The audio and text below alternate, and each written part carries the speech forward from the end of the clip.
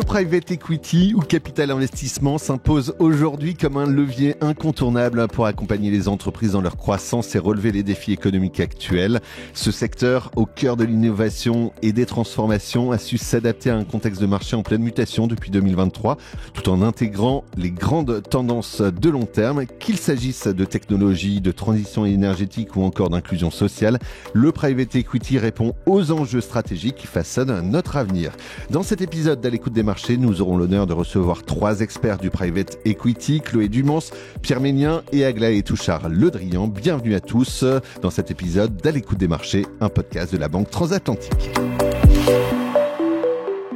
Et bonjour à tous. Allez, un rapide tour de table. Tout d'abord, je me tourne vers Chloé Dumans. Bonjour Chloé. Bonjour Marc-Antoine, ravi de discuter ensemble de ce sujet aussi passionnant. Vous êtes directrice du private equity à la Banque Transatlantique, également avec nous 2 fonds d'investissement avec qui vous travaillez. Pierre Ménien, qui dirige l'équipe Small Mid Buyout chez Eurazeo. Bonjour Pierre. Bonjour, merci pour l'invitation. Et enfin, Aglaé Touchard-Le Drian, co-head de Raise Impact, un fonds engagé dans des projets à fort impact positif. Bonjour Aglaé. Bonjour, très heureuse d'être parmi vous aujourd'hui.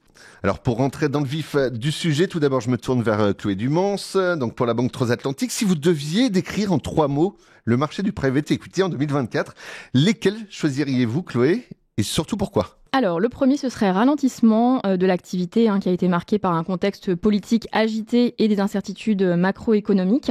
Le second, ce serait distribution, car elles sont devenues un indicateur clé de suivi, plus rare et plus tardive. Et enfin, clientèle privée comme axe incontournable. La Banque Transatlantique a été pionnière en proposant depuis 15 ans à ses clients d'investir en private equity et on constate d'année en année la mise en œuvre de moyens de plus en plus importants pour que cette classe d'actifs s'adapte aux besoins des investisseurs particuliers, ce qui est extrêmement positif pour nous. Ralentissement donc, distribution et clientèle privée. Alors Pierre, de votre côté, quel mot vous choisiriez ? Tout d'abord, résilient. Malgré les défis macroéconomiques, le private equity a continué de performer. Ensuite, sélectif. Les investisseurs sont devenus plus exigeants dans leurs choix. Et enfin, créatif. Les stratégies innovantes sont essentielles pour tirer parti des opportunités. On a déjà pas mal de mots à Aglaé, mais si vous en aviez, 3 autres, ce seraient lesquels ? Je compléterais ce qui a été dit tout d'abord par le mot impact ou durabilité, parce qu'on voit que les enjeux de la transition sont désormais nécessaires et au-delà de la simple intégration des facteurs environnementaux, sociaux, de gouvernance, il y a de plus en plus de stratégies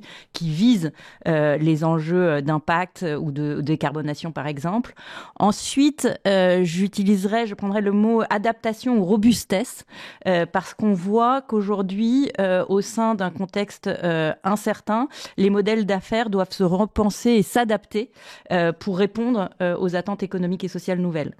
Et enfin, je terminerai par le mot optimisme, parce que justement, si les entreprises arrivent à s'adapter et devenir robustes, les fondamentaux restent solides pour les investisseurs engagés sur le long terme. Et le capital investissement a ça de particulièrement intéressant, qui permet justement d'accompagner les entreprises dans cette transformation. Donc ça fait pas mal de mots tout ça, effectivement. Alors Chloé, dans cet environnement en constante évolution, comment justement la Banque Transatlantique accompagne-t-elle ses clients pour naviguer dans ces défis ? Quels outils peut-être ou quelles approches vous privilégiez ? Alors, l'accompagnement passe d'abord par des explications. Donc, nous expliquons à nos clients en quoi le marché a évolué, les conséquences sur les différentes stratégies et celles que nous conseillons de privilégier, qu'il s'agisse d'investir dans des tendances de long terme comme les technologies avec la révolution de l'intelligence artificielle, la transition énergétique, la transition sociale et en termes de stratégie également le private equity secondaire qui bénéficie toujours d'une bonne dynamique. Et puis l'accompagnement passe aussi par un suivi plus pointu des investissements que nos clients ont réalisés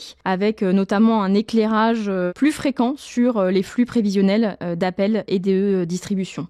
Alors Pierre, vous êtes spécialiste du segment Small Mid Cap. Justement, comment il tire son épingle du jeu dans ce contexte ? Tout d'abord, par sa flexibilité, les PME et les ETI, donc les entreprises de taille intermédiaire, s'adaptent plus rapidement aux changements de marché. Deuxièmement, la diversité sectorielle. Le segment du mid-cap offre une grande profondeur de marché, notamment sur des secteurs qui sont très porteurs, ceux des technologies et des services. Et enfin, une approche active. Des prises de participation majoritaires permettent un accompagnement stratégique et opérationnel plus direct. Je rebondis sur l'approche active, Pierre. Cette approche actionnariale engagée, active, c'est selon moi la principale force du private equity et l'une des clés de la performance. Alors justement, Aglaé, en matière d'engagement, Raise a choisi de faire croître les sociétés en alliant performance financière et impact positif. En quoi cette approche pour Raise est devenue un véritable moteur de performance ? Oui, c'est une approche qui consiste justement à repenser la notion même de performance en intégrant les enjeux environnementaux, sociaux, de gouvernance au cœur de la stratégie, au-delà de l'analyse du risque rendement plus traditionnel. Et donc cette approche, elle permet de financer tout d'abord des business models de demain qui permettent une croissance durable, que ce soit sur les enjeux de la transition énergétique, de la transition agricole ou de l'économie circulaire. Et par ailleurs, elle offre aux entreprises une résilience accrue sur le long terme. Et donc cet alignement en fait stratégique entre les performances économiques et les impacts positifs est source de création de valeur pour les entreprises et pour toutes leurs parties prenantes, qu'il s'agisse des collaborateurs, des fournisseurs, mais aussi des clients.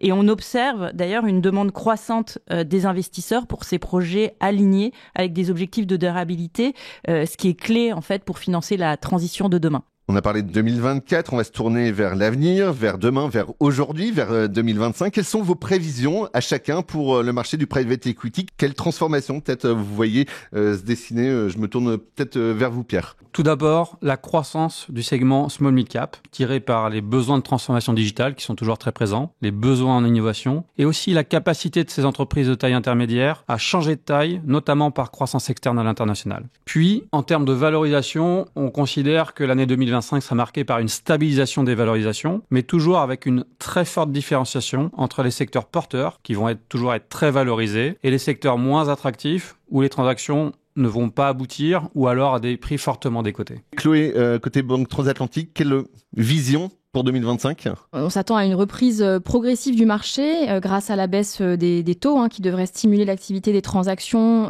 augmenter aussi du coup les distributions et par effet boule de neige permettre aux investisseurs de se réengager. En termes de solutions d'investissement, on voit émerger de nouveaux véhicules qui devraient participer au renforcement du private equity dans l'allocation de nos clients. Je pense aux fonds ouverts dits Evergreen qui apportent une semi-liquidité, les fonds LTIF qui permettent d'ouvrir aussi plus largement la commercialisation dans d'autres pays. Et on est concerné puisqu'à la Banque Transatlantique, on a des filiales dans d'autres pays. Et enfin, sur la sélection, on compte intégrer pleinement les tendances de long terme. Et puis, on a prévu de nouer de nouveaux partenariats avec des sociétés de gestion plus internationales pour permettre à nos clients de diversifier leurs allocations. Et enfin, Aglaé, pour Raise, quelles prévisions vous imaginez ? Tout d'abord, la prise en compte accrue des enjeux de durabilité, malgré le backlash américain actuel, parce que c'est une nécessité et ça peut devenir un facteur différenciant sur le plus long terme. Ensuite, en termes sectoriels, au-delà de l'enjeu de la transition énergétique, un accent renforcé sur les enjeux de la transition agricole, la biodiversité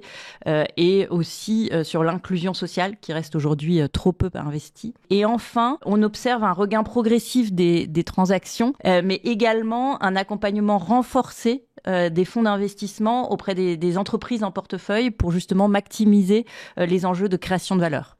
Un immense merci à tous les trois. Chloé Dumans, directrice du Private Equity à la Banque Transatlantique. Pierre Ménien, aide de l'équipe Small Mid Buyout chez Eurazeo. Et enfin, Aglaé Touchard-Le Drian, co-aide de Raise Impact. Ce que nous retenons en tout cas aujourd'hui, c'est la capacité unique du Private Equity à s'adapter aux mutations économiques tout en accompagnant les grandes transformations de notre époque. En 2025, cette capacité d'innovation et de résilience sera plus essentielle que jamais pour saisir les opportunités et relever les défis à venir.